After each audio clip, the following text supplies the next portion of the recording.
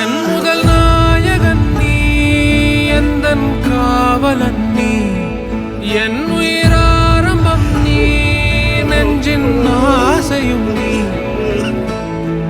தொட்டிலா என்னை தூக்கி ஆடும் தோள்கள் வேண்டுமே, முத்தமாய் என்னை குத்தும் மீசை வேண்டும் மீண்டுமே. கனவென நம்பி எழுவேனே, நீ கண் முன் தோன்ற வேண்டும்.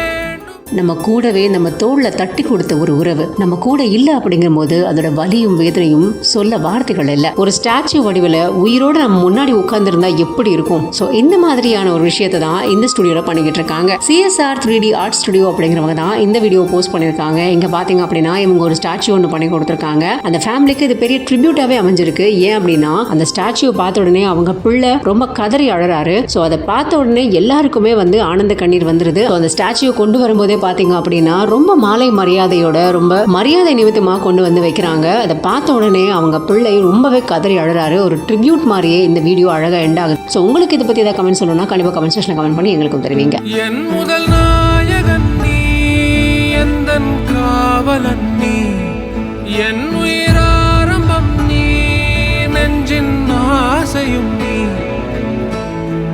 தொட்டிலா என்னை தூக்கி ஆடும் தோள்கள் வேண்டுமே, முத்தமாய் என்னை குத்தும் மீசை வேண்டும் மீண்டுமே. கனவென நம்பி எழுவேனே, நீ கண் முன் தோன்ற